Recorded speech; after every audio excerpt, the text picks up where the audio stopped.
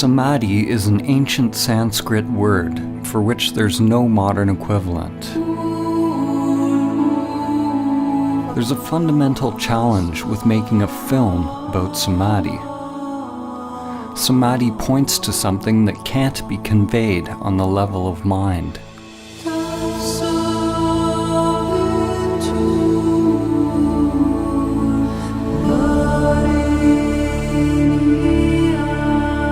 This film is simply the outer manifestation of my own inner journey. The intention is not to teach you about Samadhi or provide information for your mind, but to inspire you to directly discover your true nature.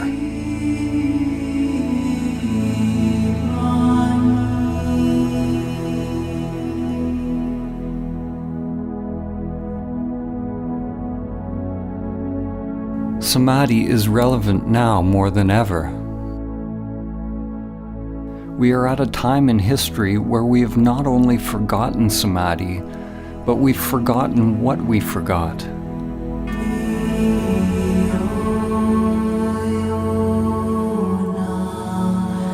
This forgetting is Maya, the illusion of the self.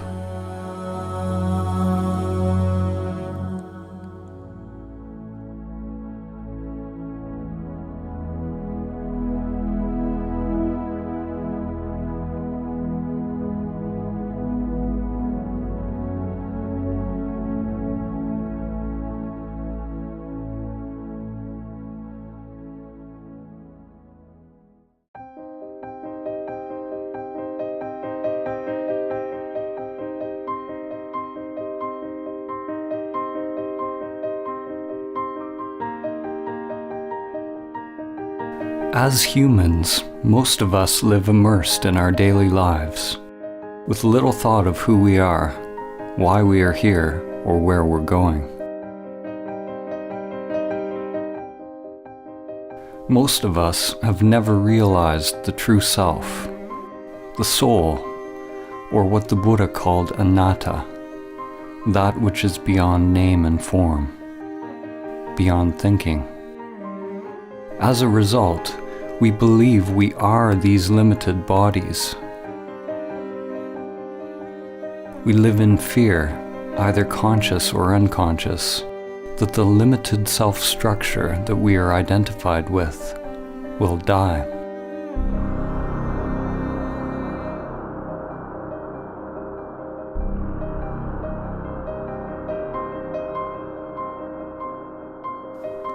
In today's world, the vast majority of people who are engaged in religious or spiritual practices, such as yoga, prayer, meditation, chanting, or any kind of ritual, are practicing techniques which are conditioned, which means they are just part of the ego construct. The seeking and the activity isn't the problem. Thinking you have found the answer in some external form is the problem. Spirituality, in its most common form, is no different than the pathological thinking that is going on everywhere. It is a further agitation of the mind, more human doing as opposed to human being. The ego construct wants more money, more power, more love, more of everything.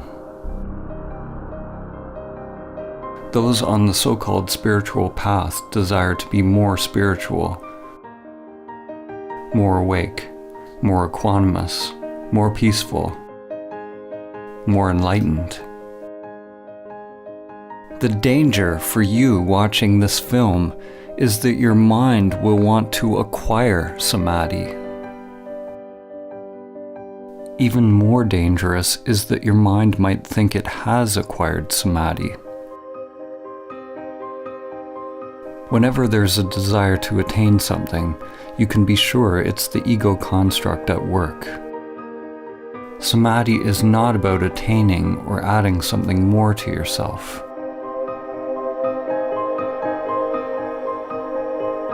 To realize Samadhi is to learn to die before you die.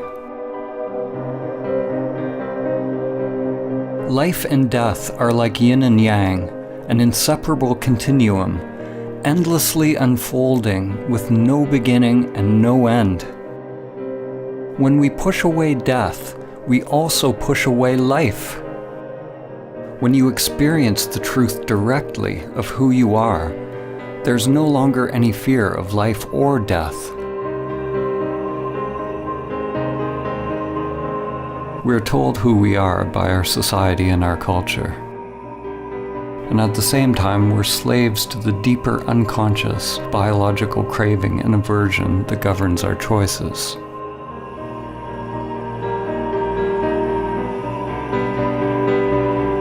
The ego construct is nothing more than the impulse to repeat. It's simply the path that energy once took, and the tendency for the energy to take that path again, whether it is positive or negative for the organism.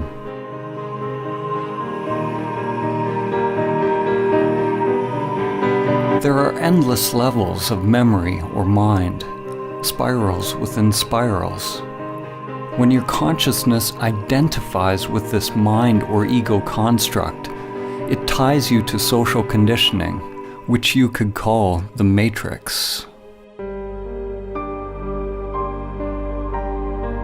There are aspects of the ego that we can be conscious of, but it's the unconscious, the archaic wiring, the primal existential fears that are actually driving the whole machine.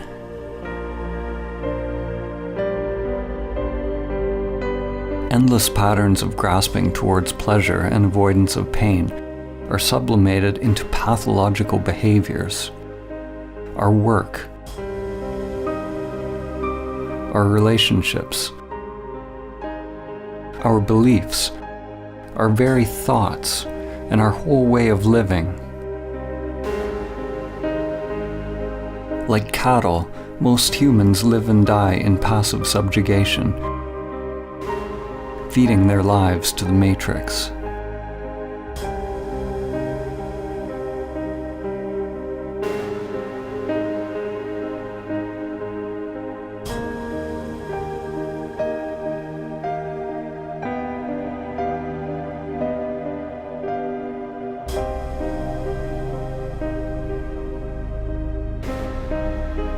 We live lives locked into narrow patterns, lives often filled with great suffering, and it never occurs to us that we can actually become free.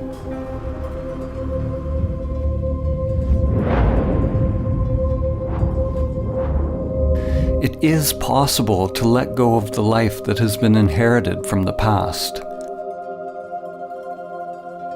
to live the one that is waiting to come forth through the inner world.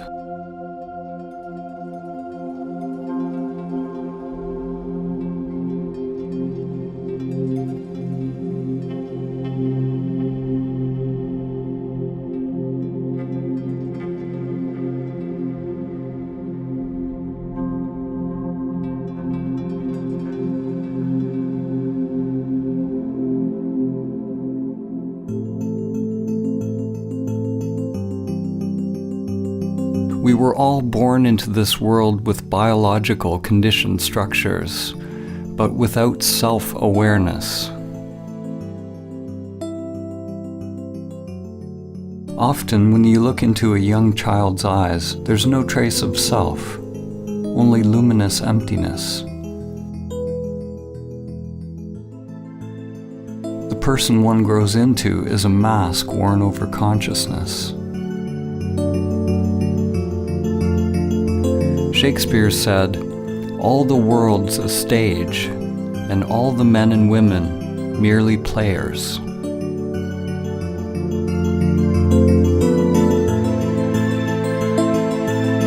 In an awakened individual, consciousness shines through the personality, through the mask. When you are awake, you don't become identified with your character.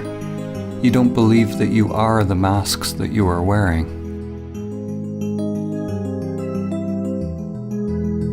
But nor do you give up playing a role.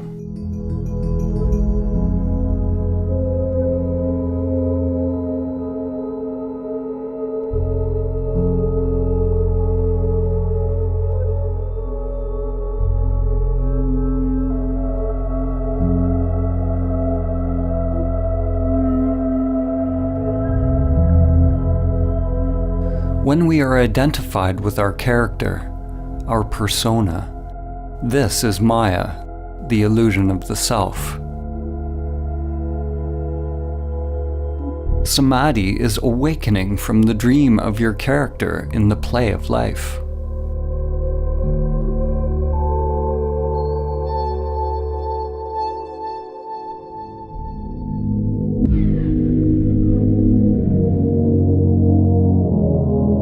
"2,400 years after Plato wrote the Republic, humanity is still making its way out of Plato's cave. In fact, we may be more transfixed by illusions than ever.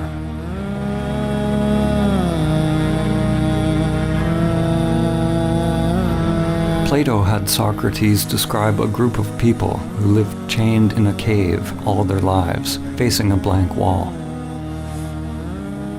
All they could see were shadows projected on the wall by the things passing in front of a fire which was behind them.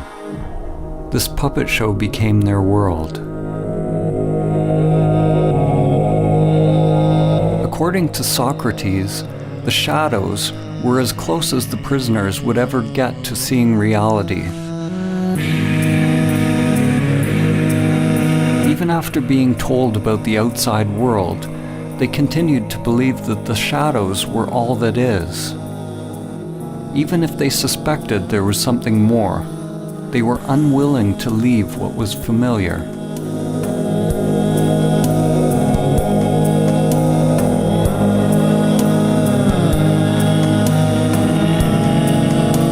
Humanity today is like the people who have only seen the shadows on the cave wall. The shadows are analogous to our thoughts. The world of thinking is the only world that we know, but there is another world that's beyond thinking, beyond the dualistic mind. Are you willing to leave the cave? To leave all that you have known to find out the truth of who you are?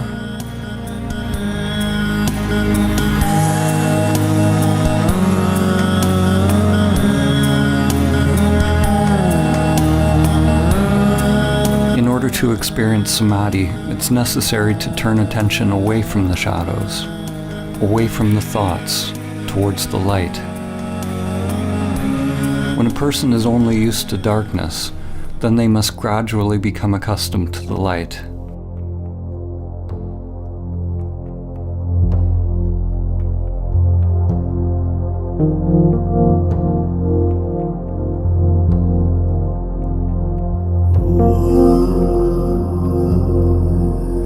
Like acclimatizing to any new paradigm, it takes time and effort, and a willingness to explore the new, as well as shed the old.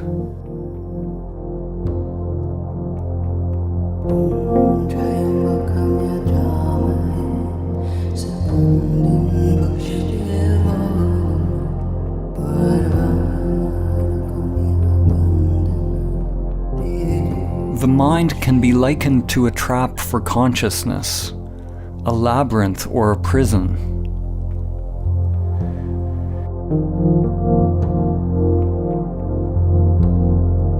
It is not that you are in prison, you are the prison.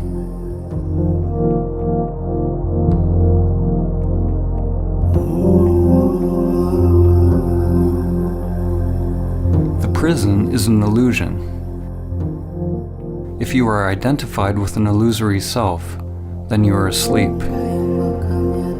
Once you are aware of the prison, if you fight to get out of the illusion, then you're treating the illusion as if it's real, and you still remain asleep. Except now the dream becomes a nightmare. You'll be chasing and running from shadows forever.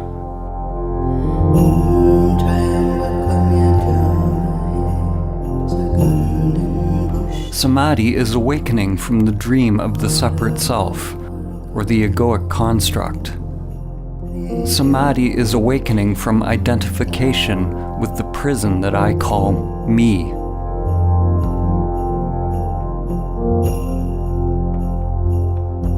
You can never actually be free because wherever you go, your prison is there.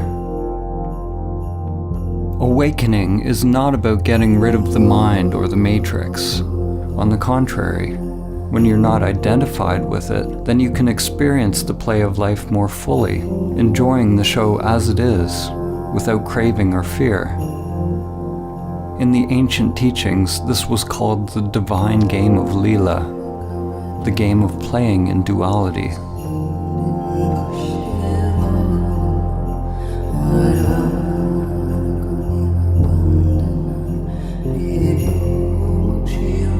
Human consciousness is a continuum. On one extreme, humans are identified with the material self. On the other extreme is Samadhi, the cessation of self.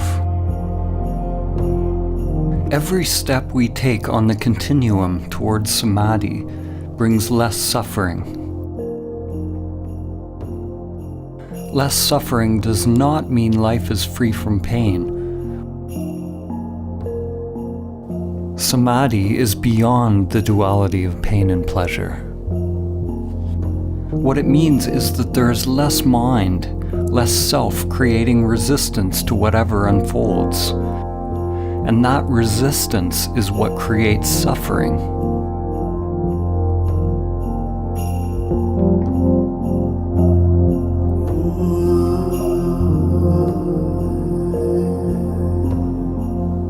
Realizing Samadhi even once allows you to see what is at the other end of the continuum, to see that there is something other than the material world and self-interest.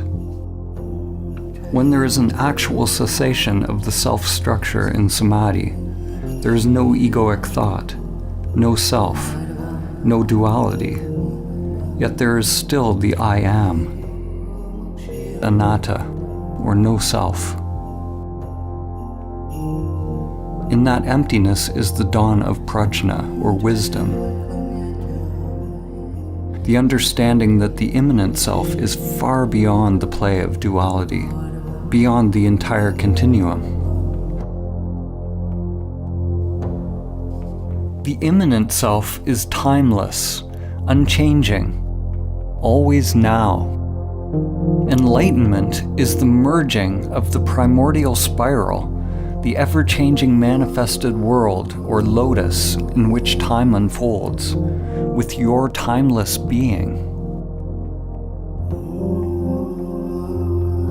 Your inner wiring grows like an ever-unfolding flower as you disidentify with the self, becoming a living bridge between the world of time and the timeless.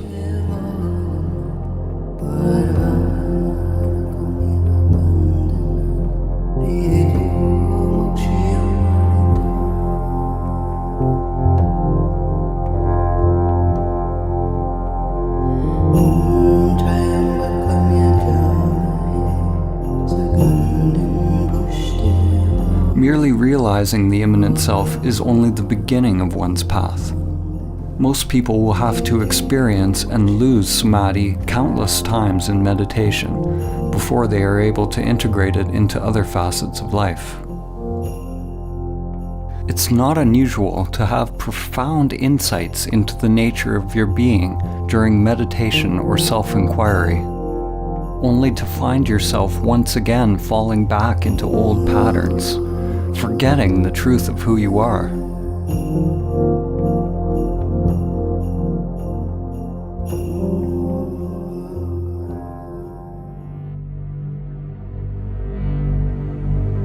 To realize that stillness or emptiness in every facet of life, every facet of oneself, is to become emptiness, dancing as all things.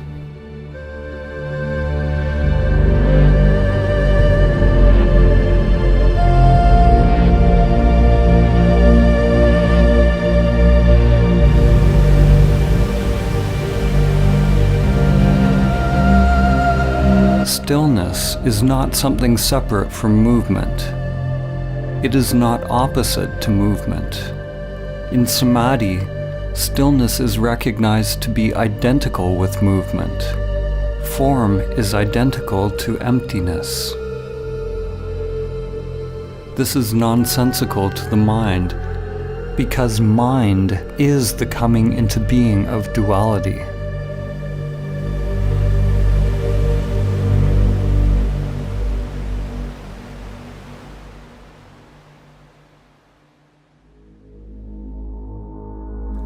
René Descartes, the father of Western philosophy, is famous for the saying, "I think, therefore I am."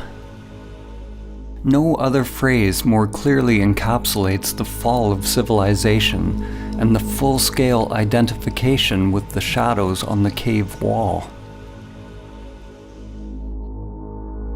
Descartes' error, like the error of almost all humans, was the equating of fundamental being with thinking.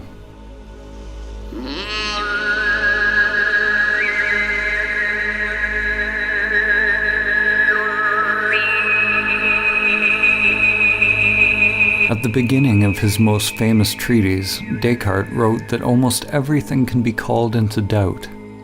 He can doubt his senses and even his thoughts.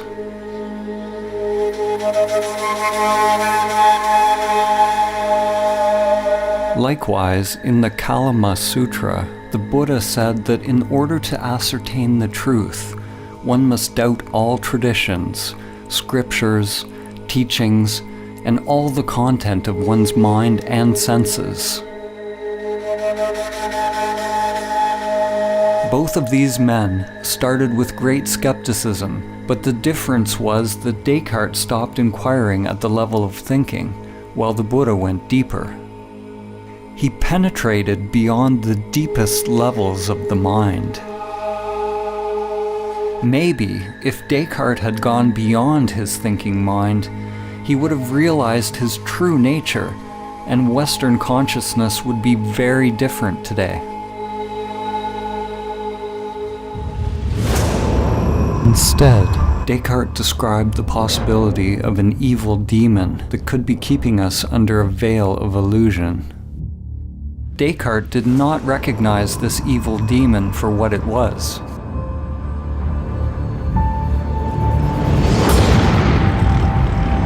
As in the movie The Matrix, we could all be hooked up to some elaborate program, feeding us an illusory dream world. In the movie, humans lived out their lives in the Matrix, while on another level they were merely batteries, feeding their life force to the machines, which used their energy for their own agenda.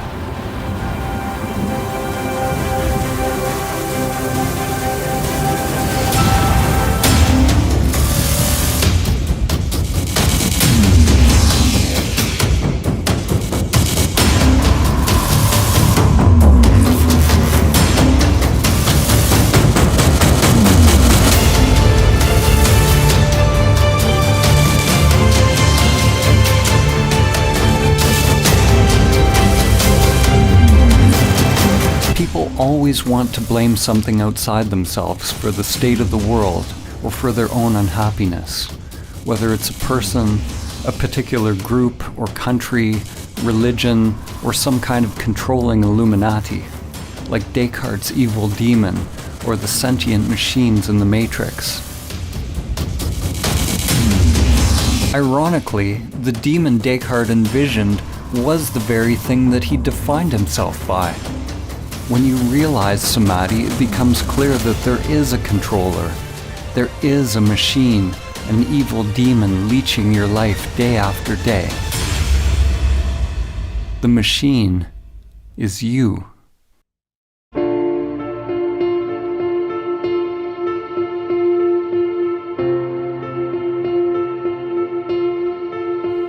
Your self-structure is made up of many little conditioned subprograms, or little bosses.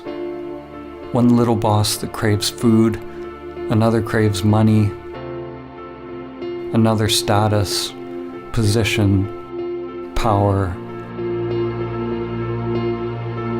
sex, intimacy.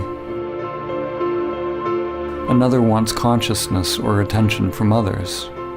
The desires are literally endless and can never be satisfied. We spend a lot of our time and energy decorating our prisons, succumbing to pressures to improve our masks and feeding these little bosses, making them more powerful. Like drug addicts, the more we try to satisfy the little bosses, the more we end up craving.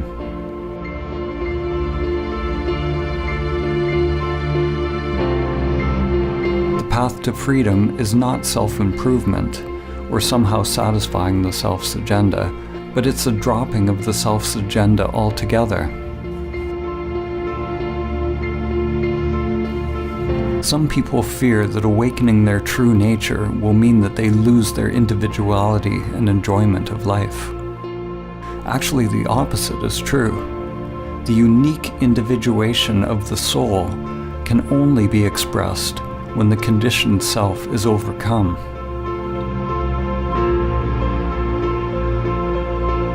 Because we remain asleep in the matrix, most of us never find out what the soul actually wants to express.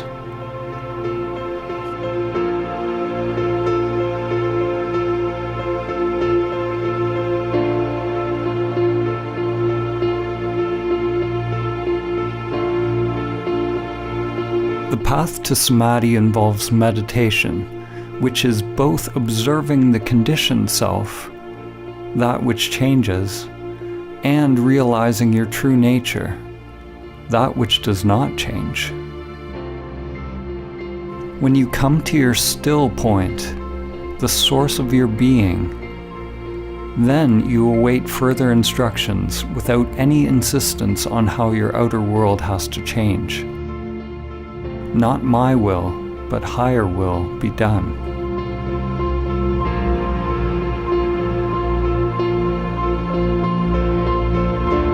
If the mind only tries to change the outer world to conform with some idea of what you think the path should be, it's like trying to change the image in a mirror by manipulating the reflection. To make the image in a mirror smile, you obviously can't manipulate the reflection. You have to realize the you that is the authentic source of the reflection. Once you realize the authentic self, it doesn't mean that anything on the outside necessarily needs to change. What changes is the conscious, intelligent inner energy, or prana, which is freed from conditioned patterns and becomes available to be directed by the soul. You can only become aware of the soul's purpose when you are able to watch the conditioned self and its endless pursuits, and let them go.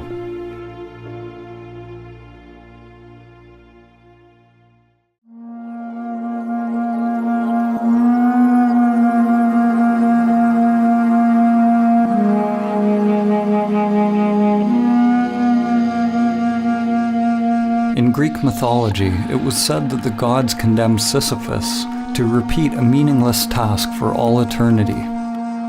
His task was to endlessly push a boulder up a mountain, only to have it roll down again.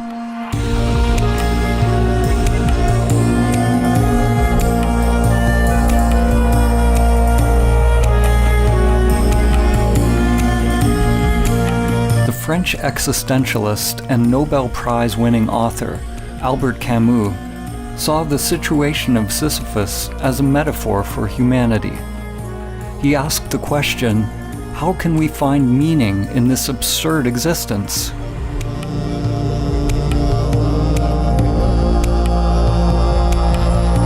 As humans, we are toiling endlessly, building for a tomorrow that never arrives.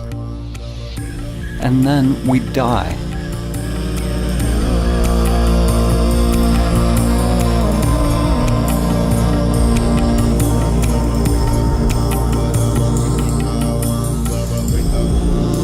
If we truly realize this truth, then we will either go mad if we are identified with our egoic personas, or we will awaken and become free.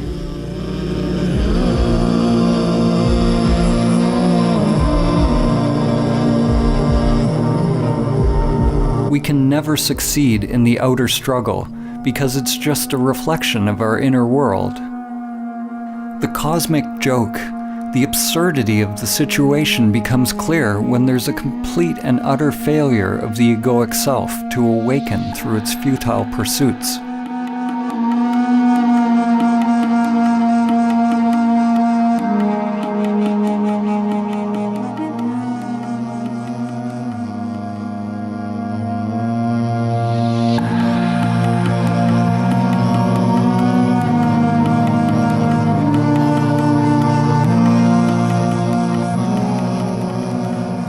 In Zen, there is a saying, before enlightenment, chop wood, carry water.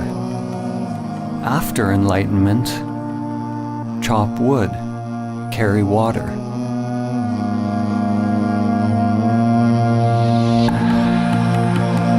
Before enlightenment, one must roll the ball up the hill. After enlightenment, one must also roll the ball up the hill. What has changed? The inner resistance to what is. The struggle has been dropped, or rather, the one who struggles has been realized to be illusory. The individual will, or individual mind, and divine will, or higher mind, are aligned.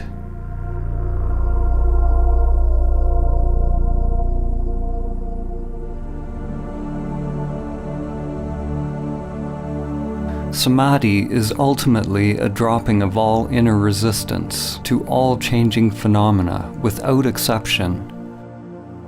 The one who is able to realize inner peace, irrespective of circumstance, has attained true Samadhi. You drop resistance not because you condone one thing or another, but so that your inner freedom is not contingent on the outer. It's important to note that when we accept reality as it is, it doesn't necessarily mean that we stop taking action in the world or we become meditating pacifists. Actually, the opposite can be true. When we're free to act without being driven by unconscious motives, then it is possible to act in alignment with the Tao, with the full force of our inner energy behind us.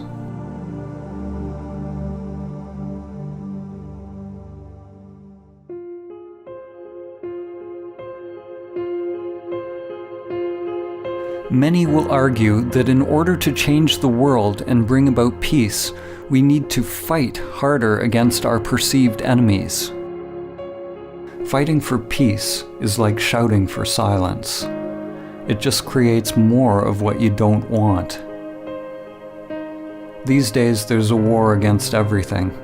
A war against terror, a war against disease, a war against hunger. Every war is actually a war against ourselves.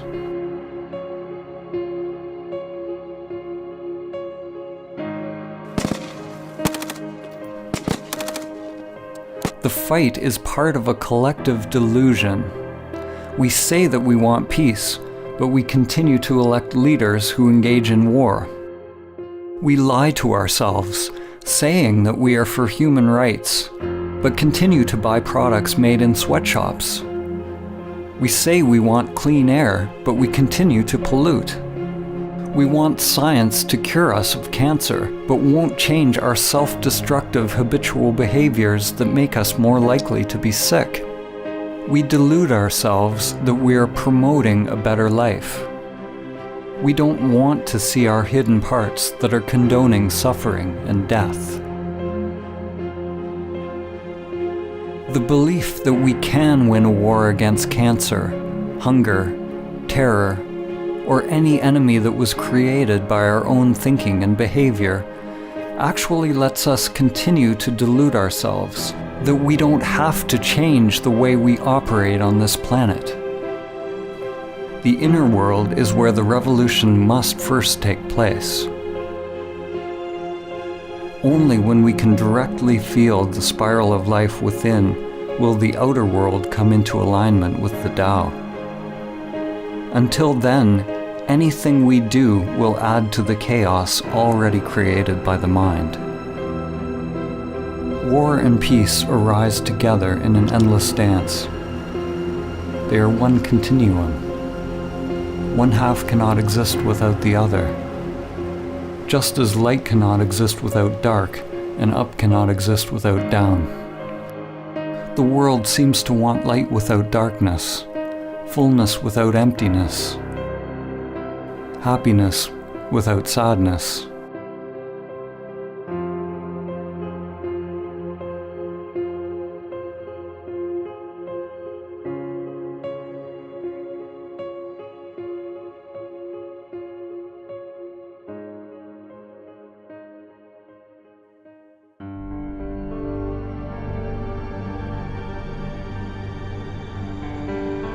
The more the mind gets involved, the more fragmented the world becomes. Every solution that comes from the egoic mind is driven by the idea that there is a problem, and the solution becomes an even greater problem than what it was trying to solve. What you resist persists.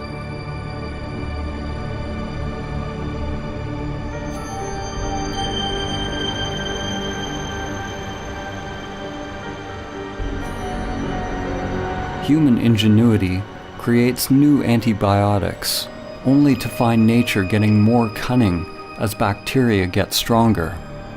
Despite our best efforts in the ongoing fight, the prevalence of cancer is actually increasing. The number of hungry people in the world steadily grows. The number of terrorist attacks worldwide continues to rise.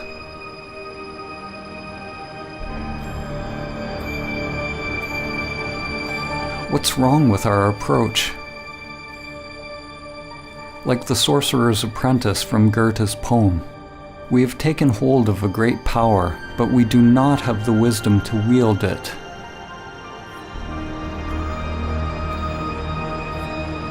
The problem is that we do not understand the tool that we are using.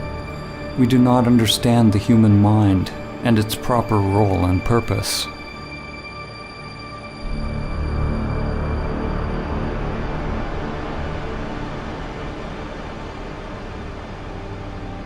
The crisis is born of the limited, conditioned way in which we think, the way we feel and experience life.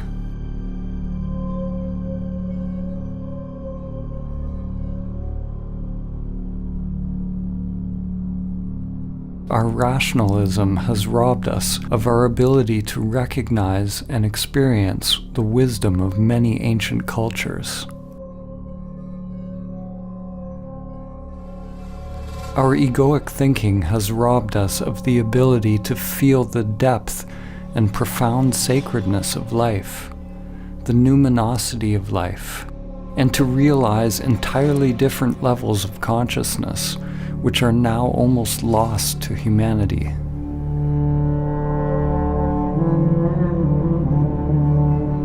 In the ancient Egyptian tradition, netters were archetypal forms whose characteristics could be embodied by those who purified their physical and spiritual bodies in such a way that they were fit to house higher consciousnesses.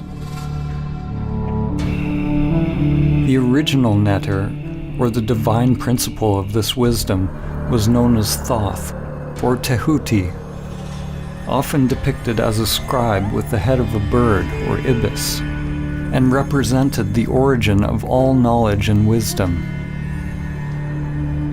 Thoth could be described as the cosmic principle of thinking, or thought. Thoth gave us language, concepts, writing, mathematics, and all the arts and manifestations of the mind. Only those who had gone through special training were allowed to access Thoth's sacred knowledge. The Book of Thoth is not a physical book, but is the wisdom of the Akashic or etheric realm. Legend tells that Thoth's knowledge was deeply hidden in a secret place within every human being, and was protected by a golden serpent.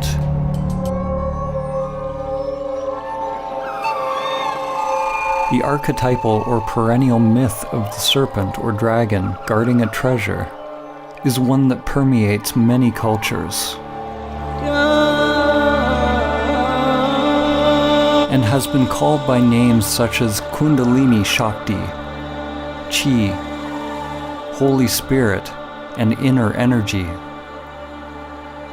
The golden serpent is the egoic construct which is bound in the inner energies, and until it's mastered and overcome, the soul will never be able to attain the true wisdom. It was said that the Book of Thoth brought nothing but suffering to any individual who read it, even though they would find the secrets of the gods themselves and all that is hidden within the stars. What must be understood is that the book brought suffering to any individual who read it, any ego that tried to control it. In the Egyptian tradition, awakened consciousness was represented by Osiris. Without this awakened consciousness, any knowledge or understanding attained by the limited self would be dangerous, disconnected from higher wisdom. The Eye of Horus had to be open. The esoteric meaning that we find here is similar to the more familiar story of the fall in the Garden of Eden. The Book of Thoth parallels the tree of knowledge of good and evil, whose fruit Adam and Eve were tempted to eat.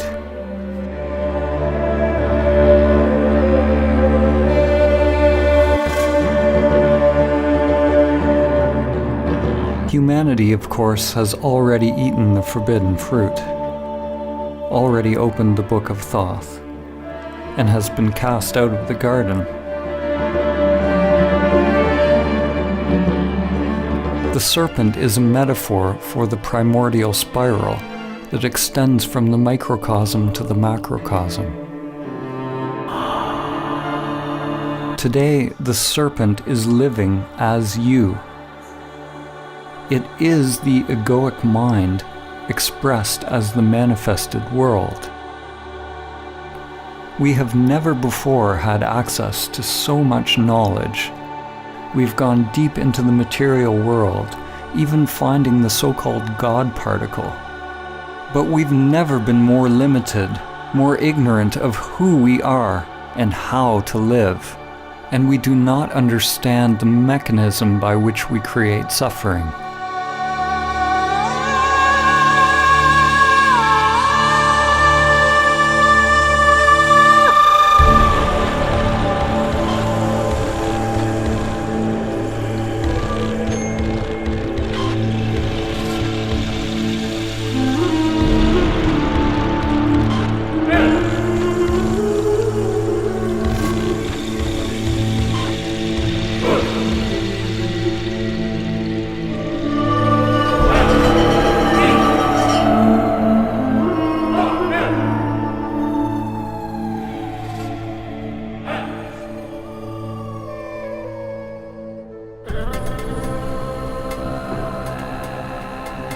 Our thinking has created the world as it is now.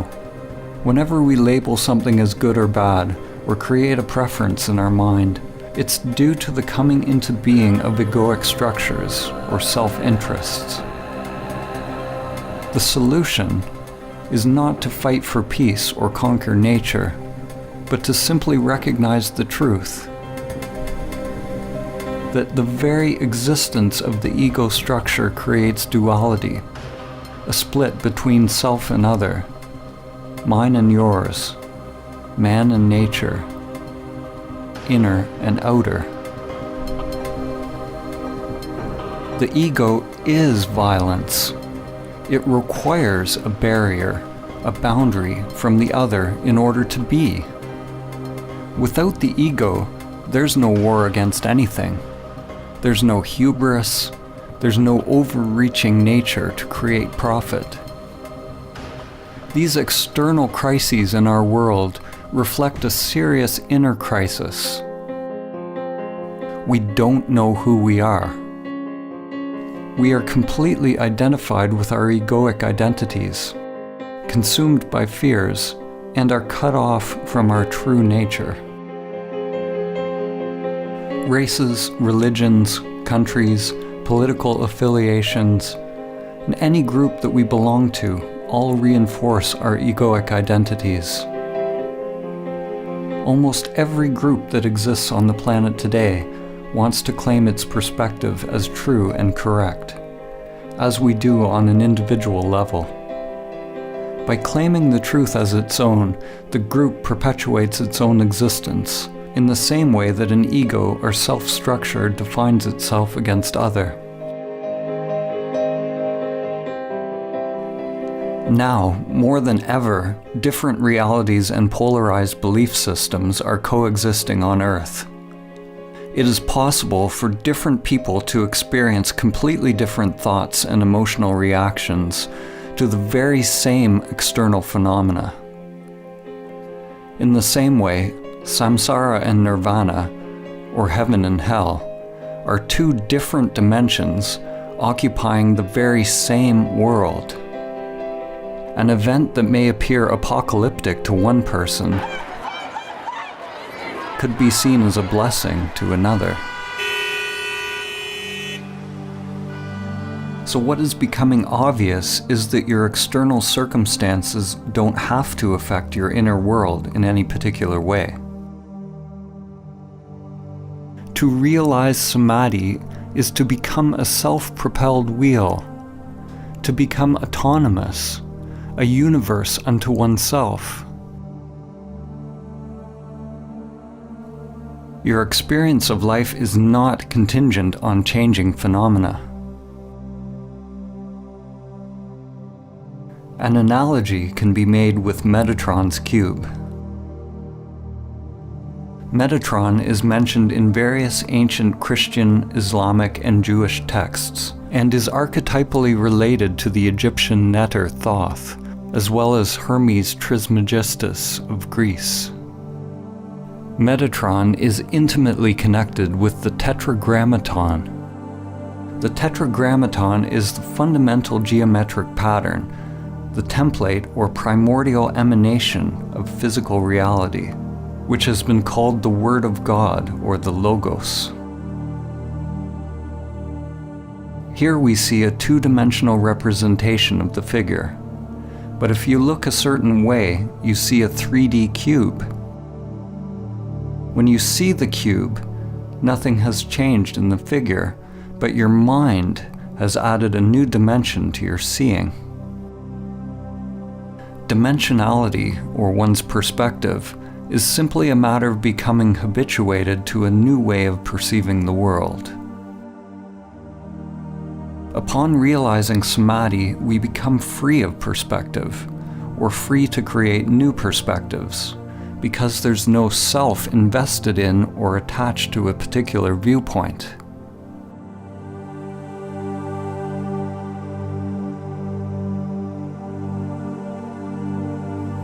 The greatest minds in human history have often pointed to levels of thought beyond the limited self-structure.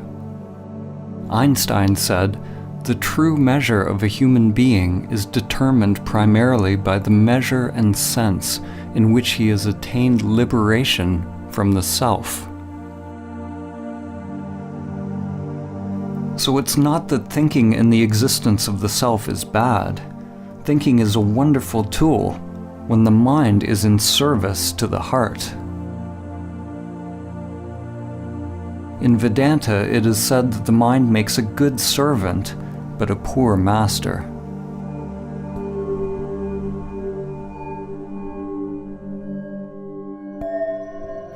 The ego perpetually filters reality through language and labels, and is constantly judging, preferring one thing over another. When the mind and senses are your master, they will create endless suffering, endless craving and aversion, locking us into the matrix of thinking. If you want to realize Samadhi, do not judge your thoughts as good or bad, but find out who you are prior to thought, prior to the senses. When all labels are dropped, then it is possible to see things as they are.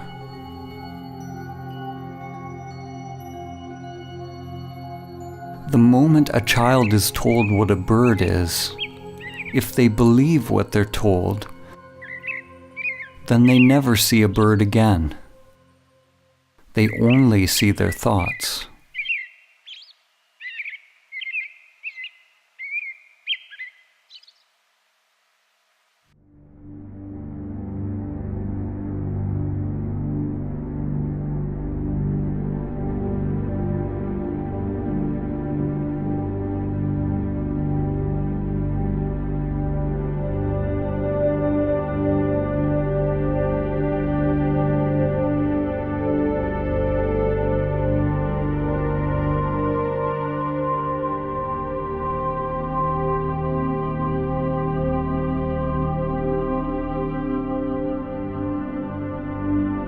Most people think that they are free, conscious, and awake.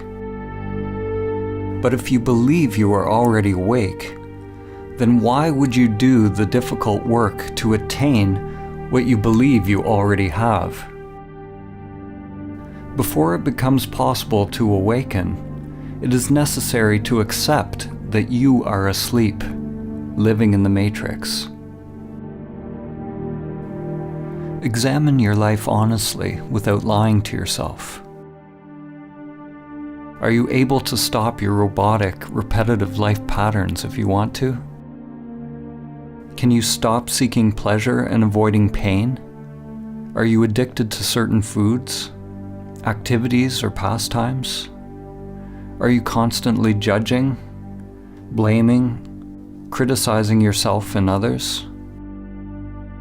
Does your mind incessantly seek out stimulus, or are you completely fulfilled just being in silence? Do you react to how people think about you? Are you seeking approval and positive reinforcement? Do you somehow sabotage situations in your life? Most people will experience their lives the same way today as they will tomorrow, and a year from now, and 10 years from now. When you begin to observe your robot-like nature, you become more awake. You begin to recognize the depth of the problem. You are completely and utterly asleep, lost in a dream. Like the inhabitants of Plato's cave, most who hear this truth will not be willing or capable of changing their lives because they are attached to their familiar patterns. We go to great lengths justifying our patterns, burying our heads in the sand rather than facing the truth. We want our saviors, but we are not willing to get up on the cross ourselves. What are you willing to pay to be free? Realize that if you change your inner world, you must be prepared to change the outer life. Your old structure and your old identity must become the dead soil out of which new growth comes.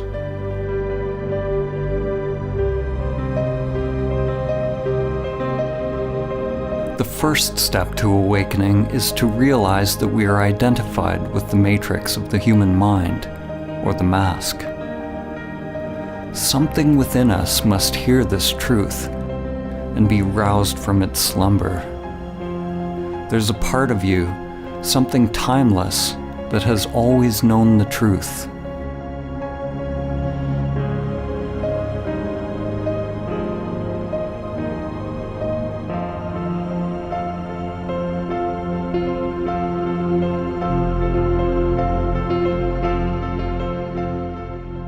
The matrix of the mind distracts us, entertains us, keeps us endlessly doing, consuming, grasping, in a cycle of craving and aversion with constantly changing forms, keeping us from the flowering of our consciousness, our evolutionary birthright, which is Samadhi. Pathological thinking is what passes for normal life.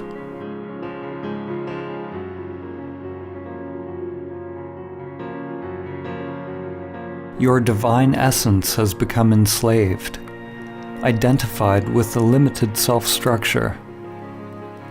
The great wisdom, the truth of who you are, is buried deep within your being.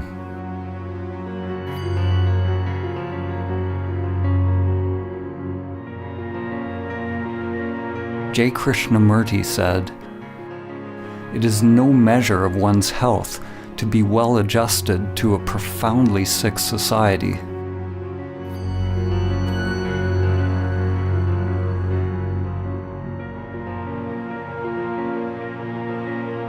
Identification with the egoic mind is the sickness, and Samadhi is the cure.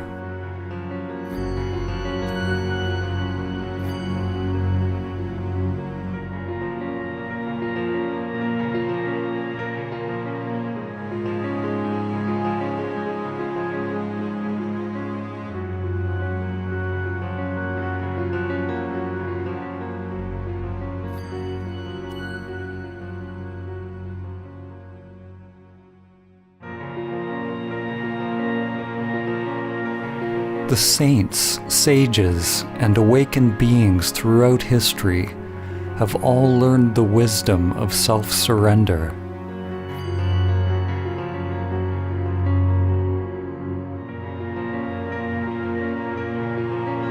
How is it possible to realize the true self?